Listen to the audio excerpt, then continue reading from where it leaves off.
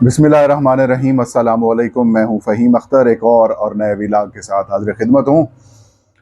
नाज़रीन, पाकिस्तान तहरीक इंसाफ के चेयरमैन और साबिक़ वज़ीर आज़म इमरान खान साहब को आज इस्लामाबाद के डिस्ट्रिक्ट एंड सेशन कोर्ट के जो जज हैं हुमायूं दिलावर साहब, उनके हुक्म के ऊपर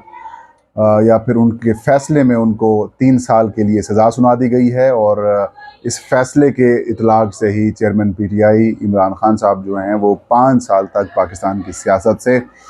आउट हो चुके हैं। और इमरान खान साहब का जब फ़ैसला सुनाया गया तो फ़ैसला सुनाने के लगभग आधे घंटे के अंदर ही इमरान खान साहब को ज़मान पार्क लाहौर से जो है वो गिरफ़्तार कर लिया गया। और अब बताया ये जा रहा है कि इमरान खान साहब को अटक जेल, जो कि यहाँ से कुछ फासले के ऊपर है, वहाँ पर मुंतकिल कर दिया गया है। वहाँ पर उनका मेडिकल टेस्ट कराया जाएगा और फिर जो बाकी मामलात हैं उनके साथ कैदियों वाला सलूक किया जाएगा। तो पाकिस्तान के एक और प्राइम मिनिस्टर हैं जिनके साथ ये सलूक हुआ है। और आज भी एक साबिक़ वज़ीर आज़म के लिए जिस तरीके से अदलिया का इस्तेमाल हुआ है, ये भी एक तारीख़ी है और एक तारीख़ का एक हिस्सा है, बन चुका है। यहाँ पर ये बात ना भूलिए कि chief justice Islamabad high court justice Aamir Farooq, और जिस तरीके से उन्होंने अपना कांधा इस्तेमाल कराया है, और कल जिस तरीके से कल एक रिपोर्ट हुआ कि जो जज हुमायूं दिलावर हैं उनका जो फ़ैसला था काबिल समाअत होने से मुतालिक, वो कलअदम करार दे दिया गया है। लेकिन साथ ही उन्होंने कहा, अपने फ़ैसले में लिखा, पेज नंबर 17, जो पैरा नंबर 17 था, कि जो पिटिशनर हैं यानी कि इमरान खान है, वो जब जज साहब बुलाएंगे फाइनल आर्गूमेंट्स के लिए, वो जाएंगे, आर्गूमेंट्स देंगे, और फैसले से पहले या फिर आर्गूमेंट से पहले जो जज साहब हैं वो पिटिशनर के जो एतराज़ात हैं उनको सुनेंगे। इसका मतलब ये था कि खान साहब को बांध कर जज हुमायूं दिलावर के सामने फेंक दिया गया है कि जो सलूक आपने करना है कर लें। अगर तो आपने उसकी पीटीआई की या फिर इमरान खान साहब की उस प्ली को एक्सेप्ट कर रहे थे आमिर फ़ारूक साहब, जस्टिस आमिर फ़ारूक साहब, तो फिर आप या तो खुद डिसाइड करते क्योंकि सुपीरियर अथॉरिटी आप थे, या फिर आप किसी और जज को रिमांड करते कि वो इस सारे केस को सुनते। लेकिन क्योंकि प्लानिंग में ये शामिल था और इसमें अता तारड़ जो मुसलसल आ जा रहे थे, आपको अंदाज़ा नहीं है कि अता तारड़ लोग किस तरीके से जजेस को और हमारे जुडिशरी को माजी में मैनेज करते रहे हैं, और जिस तरीके से वो मैनेज करते रहे वो तारीख का हिस्सा है। मुस्लिम लीग नून बिलखसूस मरीम नवाज शरीफ की शदीद तरीन ख्वाहिशात में से एक ख्वाहिश ये भी थी कि इमरान खान को जेल करो इसी हुकूमत के दौरान। नवाज शरीफ शहबाज शरीफ से हल्के फुल्के से नाराज थे कि तुम क्या कर रहे हो, क्या हो रहा है, कि अभी तक वो खुला फिर रहा है। वो हो गया। अगर कुछ लोग यहाँ पर ये तस्वर कर रहे हैं या फिर ये सोच रहे हैं कि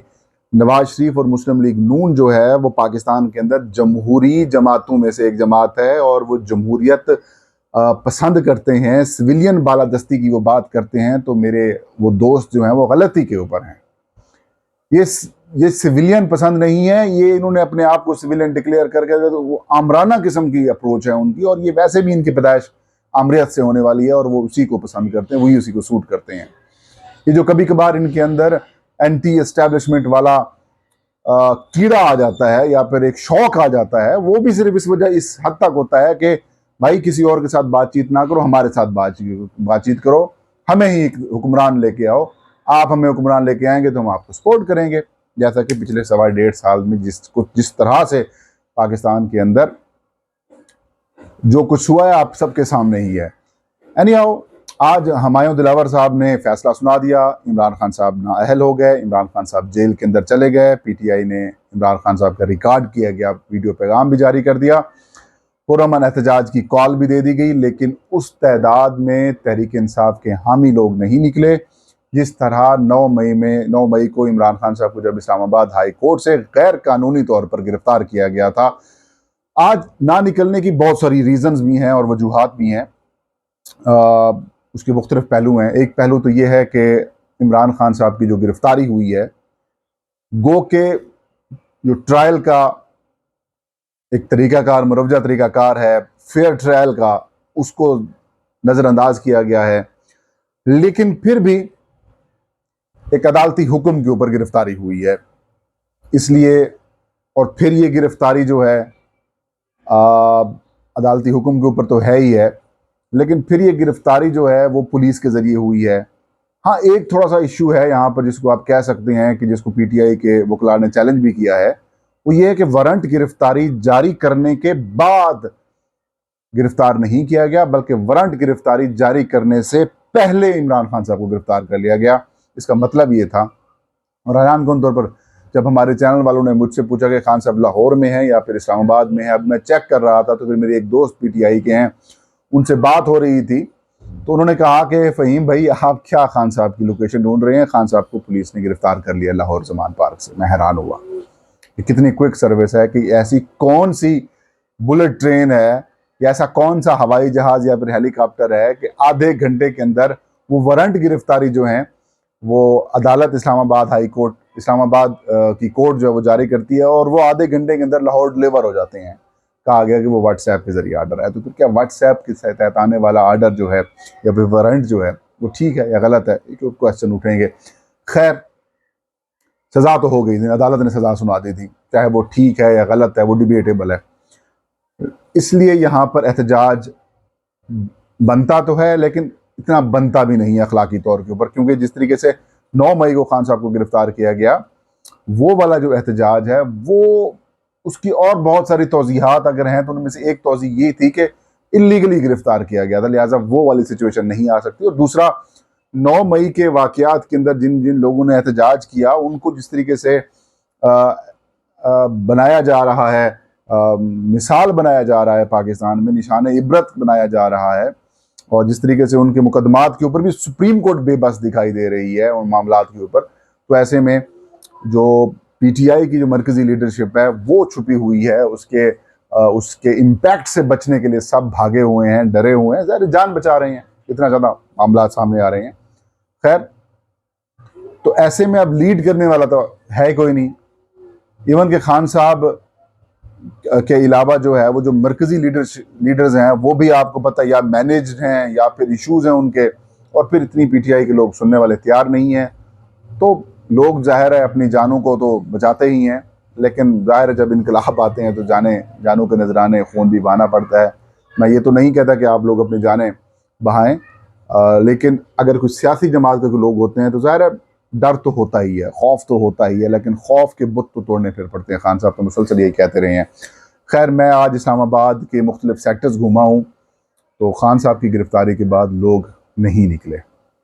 पुलिस हमें हर जगह के ऊपर नज़र आई है और लोग यहाँ पर मौजूद नहीं थे। अब केस के ऊपर आते हैं कि खान साहब के पास अब मज़ीद ऑप्शंस क्या हैं, और अब ऑप्शंस ये हैं कि खान साहब इस सज़ा के ख़िलाफ़ जो कि उनको जेल में रखा जा रहा है, इसके ख़िलाफ़ जो है वो दरख्वास्त दायर करेंगे, और उनकी जो सज़ा है उसको सस्पेंड तो ज़ाहिर हाई कोर्ट तब करेगी जब दलाइल दिए जाएंगे, लेकिन उनको जो जेल वाला मामला है उसके ऊपर उनको ज़मानत मिल जाएगी, और जब ज़मानत मिल जाएगी तो खान साहब की जो डिस्क्वालिफिकेशन है वो तो बरकरार रहेगी, लेकिन जो सज़ा है जेल की वो सस्पेंड कर दी जाएगी, और जो जुर्माना है खान साहब वो भी अदा कर देंगे। और फिर इसको अब बहस ये चल रही है कि इस्लामाबाद हाई कोर्ट के अंदर ही सिर्फ चैलेंज किया जा सकता है या फिर लाहौर हाई कोर्ट में भी इनको चैलेंज किया जा सकता है। कुछ लोग ये कह रहे हैं कि सिर्फ इस्लामाबाद हाई कोर्ट के अंदर ही इसको चैलेंज किया जाएगा, क्योंकि जस्टिस आमिर क्योंकि इस्लामाबाद की लोअर कोर्ट ने फैसला दिया है, तो हायर कोर्ट जो है वो इस्लामाबाद हाई कोर्ट है। कुछ लोग ये इस तरफ तवज्जो शायद नहीं दे रहे कि खान साहब के ख़िलाफ़ जो इलेक्शन कमीशन ऑफ पाकिस्तान ने इस तोशाखाना केस के अंदर जो रेफरेंस जो के ऊपर फैसला दिया था, तो वो उनकी जो नशिस्त थी NA-95 की थी। तो NA-95 के अंदर गलत असासे जमा कराने के ऊपर खान साहब को डिस्क्वालीफाई किया इलेक्शन कमीशन ने, फिर क्रिमिनल केस भिजवा दिया election commission of Pakistan district election commission Islamabad को। तो केस तो NA-95 का ही चल रहा है। तो कुछ लोग, मेरी सोच है, मैं किसी वकील से वगैरह बात भी करूँगा कि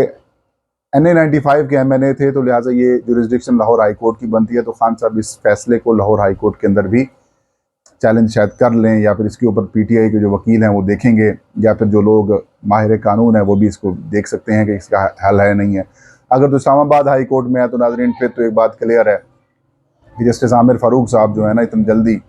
इतना जल्दी जो है वो खान साहब को बाहर नहीं आने देंगे, और बाकी जो मुकदमात हैं उनके अंदर भी खान साहब को रखेंगे। अब बहरहाल जो हुकूमत जो चाहती थी वो उनको लेवल प्लेइंग फील्ड शायद मिल गई है,